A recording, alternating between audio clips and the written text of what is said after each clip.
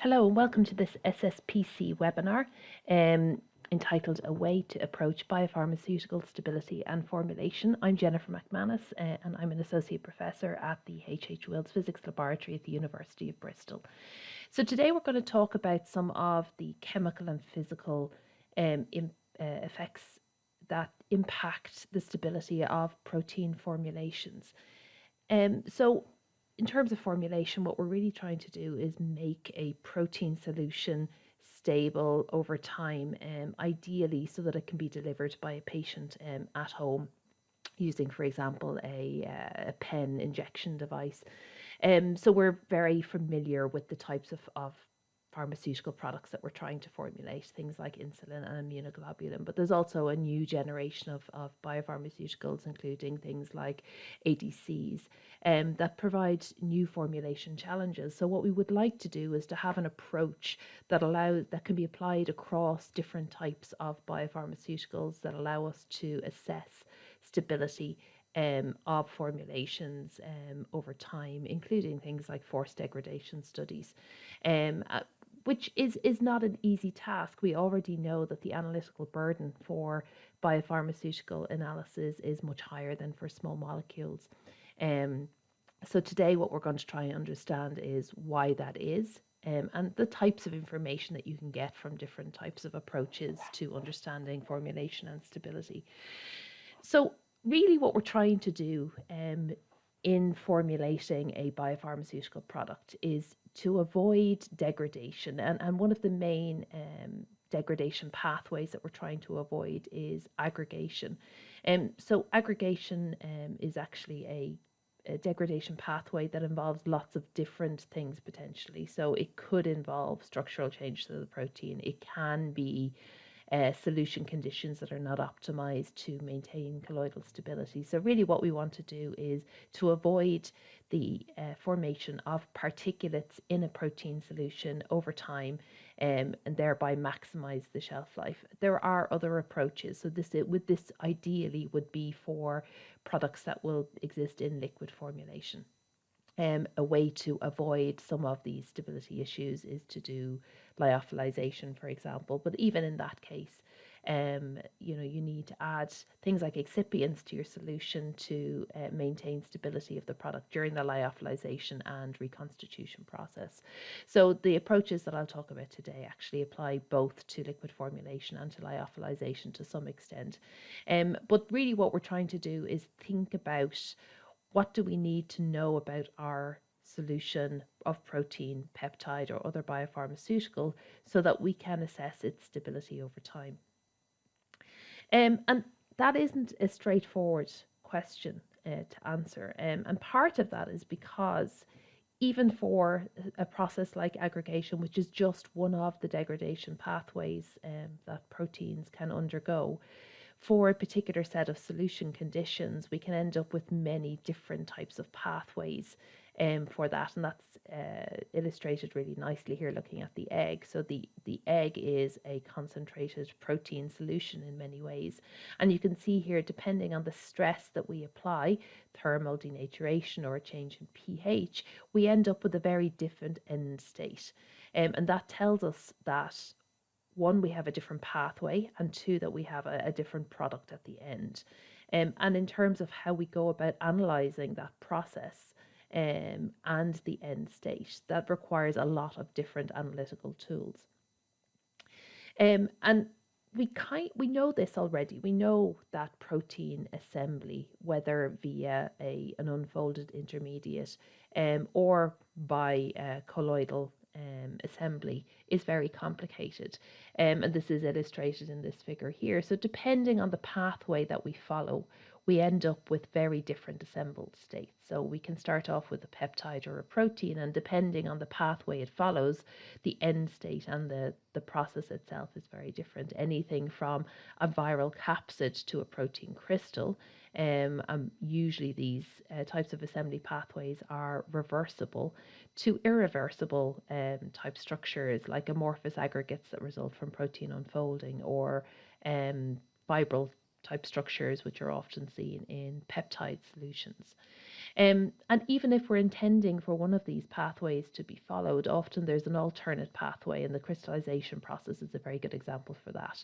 So although we may be trying to crystallize our protein, most often we end up with our amorphous aggregates, so disordered assembled states, reversible, but not the intended state. So there is something complex about protein assembly, which makes it difficult to understand and difficult to control. And today I'm only going to really concentrate on two aspects of that. One is protein structural stability, or its resistance to unfolding. And this is one of the things that we need to be aware of as we're formulating protein solutions. And we often add excipients to a protein solution to resist changes in structure. And the second then are net interactions between protein, or the colloidal stability, solution stability of the protein. And that's governed by intermolecular forces between the protein solutions, again, which can be mediated by adding excipients to your solution. And in most cases, what you're trying to do is enhance both structural and colloidal stability in any biopharmaceutical formulation. So one of the sort of standard ways to assess the stability of proteins against unfolding is to do something like differential scanning calorimetry. And here we have some data for just a simple protein like lysozyme in the presence of different potential excipients. So sucrose and trehalose would be often used as excipients, glucose not so much. So here we have a relatively high concentration protein solution, about 100 milligrams per milliliter, and quite a large fraction of the sugar. And we see that regardless of the sugar, we get an increase in the temperature at which you need to heat the protein in order for it to unfold. So that would suggest that we have enhanced structural stability for this protein in the presence of the excipient. But if we have a look at the reversibility of that process, so one of the stunning things about proteins is that when you fold them, sometimes they refold back into their original state. And lysozyme is one of those proteins, and particularly if you have the solution conditions correct. And usually that process isn't 100% efficient because we have interactions between the proteins in the unfolded state that lead to aggregation. But in fact, for a protein like lysozyme, we can assess how much aggregation has occurred in this high concentration formulation solution from the reversibility of the process, which we measure using differential scanning calorimetry. And we've defined that as a reversibility index. And the idea is that if you unfold the protein, you monitor the refolding process, and that you lose some of your protein to aggregation, that aggregated protein then is no longer available to unfold in a second cycle. And the decrease then in the enthalpy that we measure from the first to the second cycle due to unfolding then is an indicator of how much protein we have lost to aggregation. So in one sense, it can be used to assess the degree of irreversible protein aggregation due to unfolding, but it also shows us that there are competing effects at play. So while we may be able to maximize the structural stability if we use the melt transition temperature as an indicator of that stability, the colloidal stability of the protein in the unfolded state may be optimized at an entirely different solution condition. And this, in fact, kind of exemplifies one of the challenges when you're trying to formulate a protein. What you may do to stabilize it in its structure may not also stabilize its solution stability. So one of the ways that we measure solution stability is using dynamic light scattering. And from the diffusion of a protein with increasing concentration, we can get an estimation of how interactions between proteins are changing. And this is an interaction parameter. KD is a parameter that we use to determine that. When KD is positive, it indicates that the protein-protein interactions are repulsive, and that would suggest that that protein solution is more stable. When KD values are negative, that indicates attractive protein-protein interactions, and that the protein is less stable and more likely to aggregate or self-assemble. So here again, we just have some data for lysozyme at different pHs. When we change the pH, we change the charge on the protein, and therefore we change the amount of electrostatic repulsion that contributes to its colloidal stability. I'll talk about that a little more in a few minutes. When we add salt, we screen those charges, and that we can get at the same pH a conversion from a repulsive protein-protein interaction to an attractive protein-protein interaction. And these can be mediated by the addition of excipients. So here we just have the addition of sugars, and we've shown that when you add sugar, you can change the value for Kd. And in fact, this can be quite a useful way to assess how different formulations and different excipients impact on the stability of protein. And here we just have indicated using a color map bad conditions in red. So these are conditions that give rise to attractive protein-protein interactions and are likely to make the protein self-assemble or aggregate. And then those in green, which indicate that the protein-protein interactions are mainly repulsive, and that the protein is likely to be stable in solution.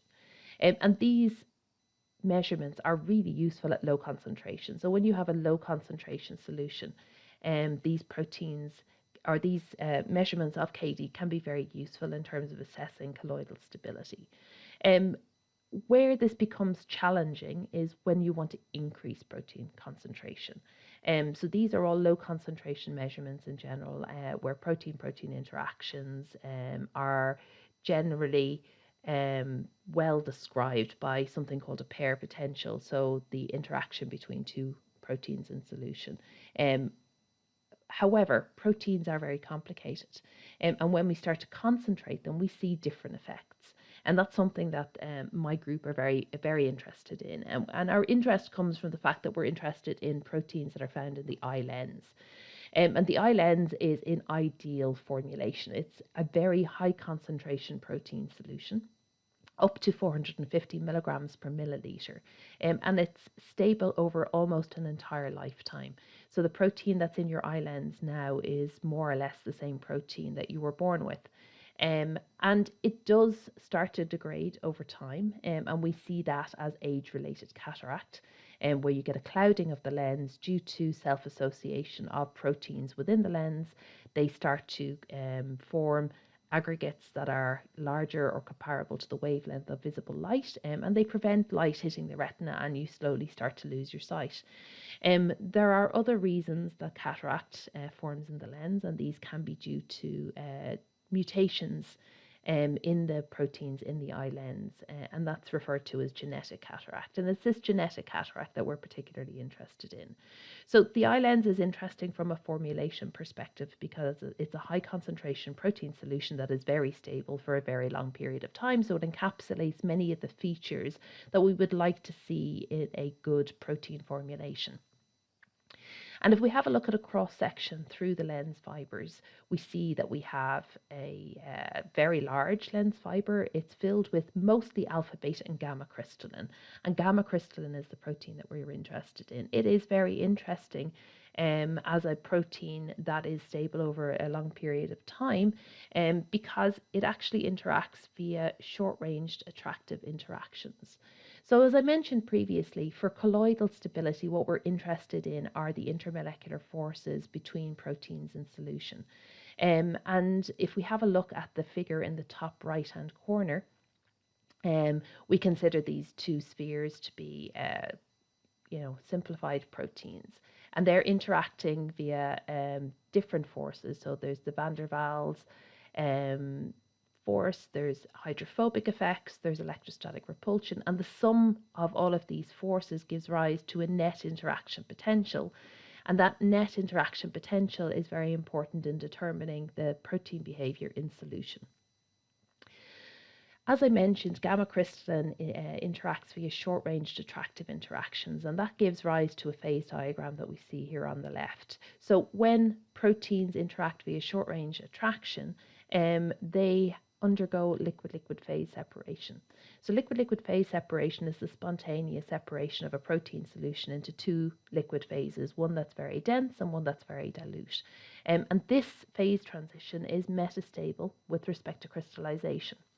So the liquid-liquid phase separation boundary is indicated by the yellow line, and that's metastable with respect to crystallization. And those crystals then coexist with monomer in solution, and that boundary is the red line here. So as I heat up my protein solution, my crystals will start to melt, and above the red line I just have monomer in solution. And what's very interesting about this liquid-liquid phase separation boundary is the position that it occurs at gives us a very strong indicator of what the net protein interactions are. So similar to this KD parameter that I told you about a couple of slides ago, the liquid-liquid phase separation boundary is also an indicator of the net interactions between protein solutions. Measuring LLPS can be a little better than KD in some circumstances because LLPS is observed across a very large concentration range. So this also can give us interactions even in concentrated protein solutions. And it's a very common phase separation boundary, and it's seen in the crystalline proteins, which we found in the iLens, for lysozyme under certain conditions, and also for a large number of monoclonal antibodies.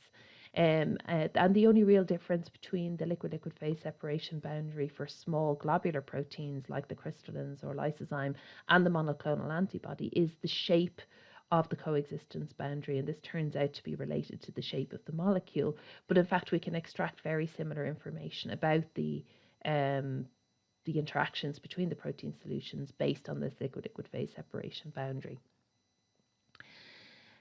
And one of the interesting things is how the way in which we understand protein phase diagrams is very much based on how we understand colloidal solutions. So the physics of how colloidal solutions behaved is very well developed, and we understand quite a lot about that. And in many ways, the phase diagram that we see for a protein is very similar to the phase diagram that we see for a colloidal solution, but there are some important differences, and those important differences actually give us information about why formulating proteins in solution is so challenging.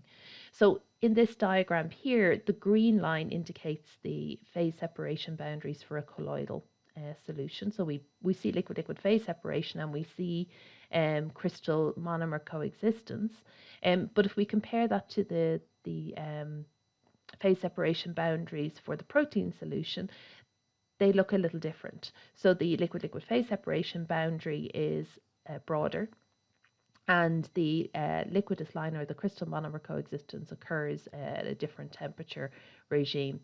And this turns out to be related to the patchiness of the protein. So a colloidal solution is isotropic. It has the same chemical nature across the entire surface. Generally, it's made from a single material. If we think about a protein, proteins are made up of chains of amino acids that form into a three-dimensional shape, like the protein on the right here. And the presentation of the protein to the solvent on the surface is very anisotropic. There are different chemical groups in all of the different parts of the protein indicated in different colors here, and that gives rise to directionality in the interactions. So when we are in dilute solution, protein-protein interactions, the net interaction can often be a very good description of protein-protein interactions, because in solution these proteins are very far from each other, and the averaged interaction across the entire surface is a good description of how proteins are behaving. However, as you start to concentrate these proteins, these directional interactions become extremely important and can in fact define the behavior, and can lead to unexpected assemblies if you were to use only something like KD parameter to measure your protein-protein interactions. And one very striking example of this is some older work that I did when I was a postdoc at MIT, where we found that this particular mutation of gamma-D-crystallin led to an inverted temperature dependence of the solubility line. So very unusually, this protein became more soluble as you cooled it down, and it started to self-assemble reversibly as you heated it up. And this is the opposite dependence that you would expect to see for a normal protein solution. And the most striking thing about this was that the difference between this protein and the native protein was a change in binding energy of only about 2.5 kT. And this is just about the binding energy for a hydrogen bond. So this got me interested in the idea that these very weak protein-protein interactions can be used as a way to manipulate protein-protein interactions, possibly in a predictive way. And we started to play a little bit with protein phase diagrams. So we picked 2 mutants of human gamma D-crystallin, one that inverted the temperature dependence of the solubility line, as I explained in the previous slide. And in this case, we use the P23T, which is the disease-causing mutation.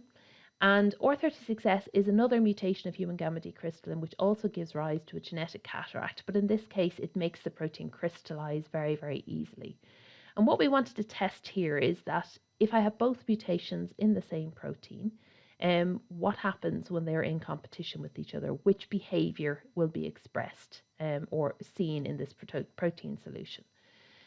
So these are the solubility lines for each of the individual mutants. So these are the crystal monomer coexistence lines for these individual proteins. The OR36S is the one that crystallizes. The P23T is the one with the inverted temperature dependence of the solubility line. And when we create the double mutant, what we see is, in fact, 2 crystals. One that melts when you heat it up and another that melts when you cool it down. And in fact, the point on the phase diagram where these 2 solubility lines overlap, we see coexistence of the 2 crystal types. And because we have crystals, we have now a way to look at a molecular level to see why we get this very strange behavior in the protein solution. And this is work that we did with Amir Khan in Trinity College and also Patrick Charbonneau and Irem Altan at Duke University. So Amir helped us with the crystal structures. So we got the crystal structures for these 2 mutant proteins, and they are polymorphs. They have different unit cells. And in fact, they have different crystal contacts. So there's a complete change in crystal contacts going from one type of crystal to the other type of crystal. And this is induced by temperature. I can interchange between these crystal types just by changing the temperature. And in fact, from these protein crystal structures, we were able to determine that in the inverted solubility mutant, this very strange behavior where it becomes more soluble as you cool it down, we do indeed form a new hydrogen bond, which is what we had suspected from our phase diagram measurements many years ago. And we have worked with Patrick and Irem in Duke University to build a patchy particle model. And so what we'd like to be able to do is to have models that would allow us to predict what type of behavior we might see for a protein if we make a mutation, for example. So we've used the crystal structures to identify the crystal contacts. And for each of these crystal contacts, we identify a patch on a spherical model that has a particular interaction energy, which we actually extract from the protein crystal structure. So in this case, we have 2 different patchy particles, one corresponding to the interaction points for the crystal contact points for the normal solubility mutant and one for the inverted solubility mutant. The inverted solubility mutant has the green dot, the green patch with a little black dot indicating this is where we made the mutation. And in fact, we can do a simulation, a Monte Carlo simulation, which gives us back the same protein phase diagram that we see in our experiments. So while we can actually use experimental data to build good models that accurately represent our protein and it gives us a phase diagram, we're not yet at the point where this is predictive. We can't change one of these patches and then get a predictive solution behavior for the protein. And this is because, in fact, even for this very minor change between these 2 proteins, all of the contacts changed. So it's not that we only have a single contact changing in the protein, all of the contacts changed because that became a more stable structure as we changed the temperature. And because mutations can give rise to such dramatic effects in behavior without any structural change to the protein, it has to be said, so the structure of these proteins is still intact, we decided to think about how chemically modifying the protein can have a very dramatic effect. And we did this by adding a fluorescent dye to the protein. So we used human yD-crystallin, the same protein that we've been using for our mutation studies, and we labeled it at two different positions. One at the lysine position, and there's only one lysine in this protein, so we know that we only have one dye going into that spot. And in a second experiment, we added one dye to the cysteine. There's only one free cysteine on the surface of human yD-crystallin, so we labeled with appropriate chemistry with a fluorescent dye. And we use the liquid-liquid phase separation boundary to have a look at the change in the liquid-liquid phase separation temperature as we label the protein. Again, we know that this is indicative of net protein-protein interactions across a large range of concentrations, and it's very sensitive to changes in the protein surface. And we find that as we increase the amount of labelled dye, we get an increase in the liquid-liquid phase separation temperature. And this is indicative of a protein that is more likely to aggregate. And these changes are not small. These are significant changes in the protein LLPS temperature. So addition of a fluorescent dye, which is a large hydrophobic molecule, has the impact of making the protein more likely to aggregate. And this can be at very low concentrations, less than 1% labelled dye. So to test if the hydrophobicity of the dye was really the most important factor, we also labelled the protein in the same positions with biotin, and of course biotin is much more hydrophilic. And for labelling at the lysine position, we find that we can label to very, very high densities and see very little change in the liquid-liquid phase separation boundary. These changes are not significant. But if we label at the cysteine position, we still have a fairly dramatic effect, although we can label at much higher densities than we were able to for the fluorescent dye. So in fact, it is the hydrophobicity of the fluorescent dye which is leading to the change in behavior that we see, but there is also an effect of labeling at a particular position on the protein. So in terms of chemically labeling a protein, there's two considerations. One is the chemical nature of the dye itself or the label, and the second is the position that you use to put it on the protein. And in the last little section of this webinar, what I'm going to talk about is not just the structural and colloidal considerations in terms of how we view stability, but also how do we go about measuring assembly in protein solutions. So how, even if we have small amounts of protein assembly in protein solutions, how do we go about measuring that? And again, this is not an easy task. It is relatively easy at low concentration. There are lots of techniques that we can rely on. But in fact, many of our formulations, particularly in IgGs, are high concentration. And in fact, that assembly can be reversible with concentration. So you need methods that allow you to capture the assembly process at higher concentrations without dilution. And we use two different ways to do that. We use static light scattering, a very, very old technique, that can be very useful in this regard, and fluorescence correlation spectroscopy, which is a less standard approach, but can also be very useful. So the question that we have is, and here we have some interaction parameter data. Again, this is data that we've derived from dynamic light scattering experiments of low concentration solutions, where we can measure an interaction parameter for things like IgG. So this is an IgG1, and we have different formulations here. We've added different amino acids in this particular case, and we have different pHs and different salt concentrations. And that gives rise to a range of different interaction parameters. But in some cases we have, clustered KD values where we have very similar KD values, and we'd like a way to discriminate between these solutions. Are they all going to have equal stability, or some going to be better than others when it comes to the assembly process? And how does that actually relate to the interaction parameter in the first place? So as I've already said, we use static light scattering and fluorescence correlation spectroscopy as a way to monitor this. So fluorescence correlation spectroscopy is a method to look at the diffusion of fluorescently labelled particles as they pass through the volume, the focus of a confocal microscope, and you can see that in this little video here on the left.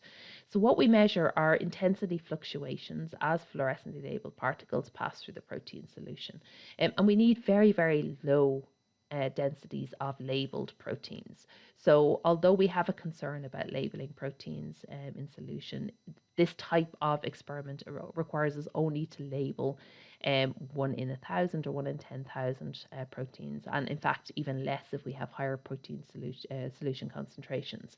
But it can give us some very useful information. One, the diffusion time, which tells us about the size of the particle that we see, and two, from the intercept of the correlation function that we get from the intensity fluctuations, we can tell the number of particles that we have in solution, and both of these things will change as a protein solution assembles. And the analysis for FCS is fairly well developed for homogeneous particles, but of course in a protein solution you're very rarely, or peptide solution, you're very rarely thinking about a homogeneous solution. Mostly it's a solution that is heterogeneous and contains a range of different particle sizes. And in FCS there are two ways to consider this. One is MEM-FCS, which is a maximum entropy method to fit the data, and it allows you to not overinterpret. So this allows the maximum possible distribution of sizes to be captured in your fits. And here we have some experimental data, which is amyloid beta assembly. So this is a peptide that gives rise to fibrils, and it's a good model to examine this type of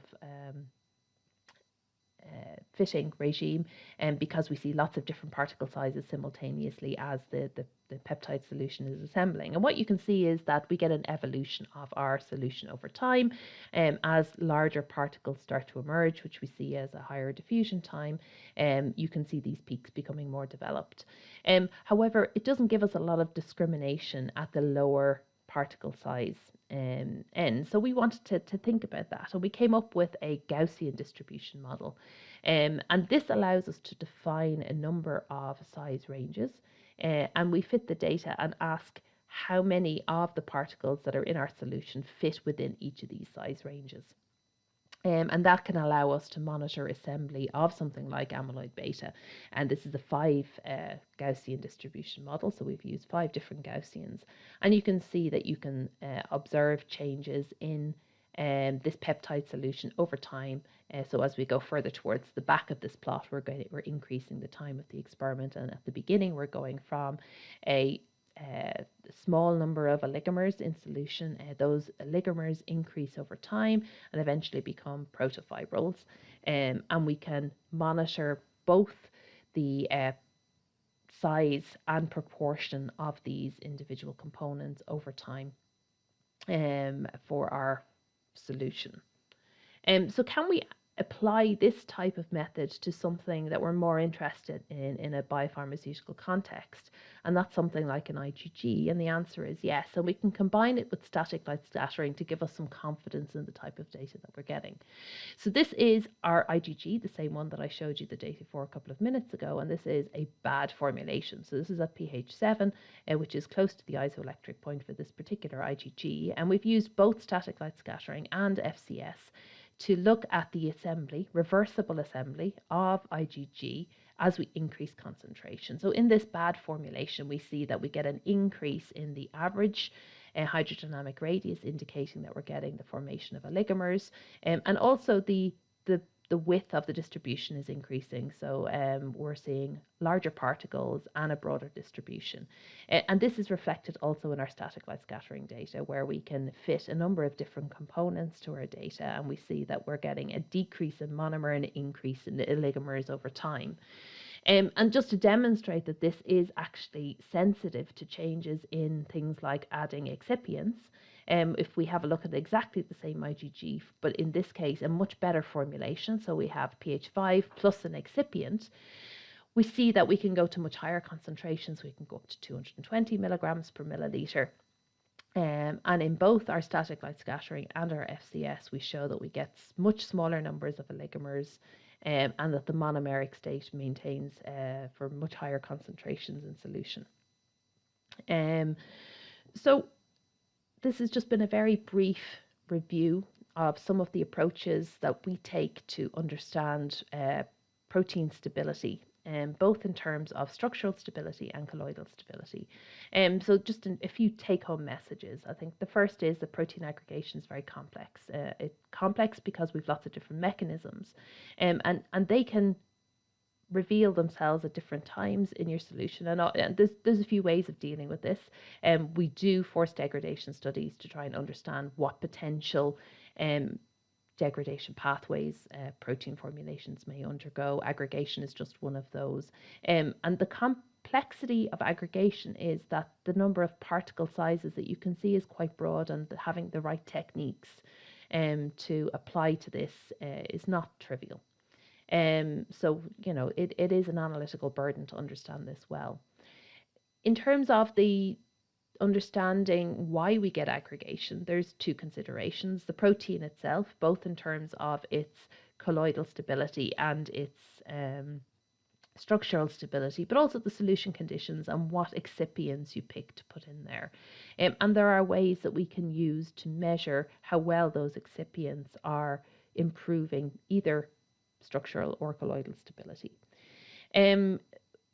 The challenge is that the solution stability or the colloidal stability can be impacted by very small changes to the protein surface. So even single point mutations or small additions, chemical additions to the protein surface can have a dramatic effect on the full solution. And we can get a net increase in attraction, for example, by the addition even of a small amount of labeled protein. And I think it's important for us to understand that, particularly as biopharmaceutical molecules become more complicated.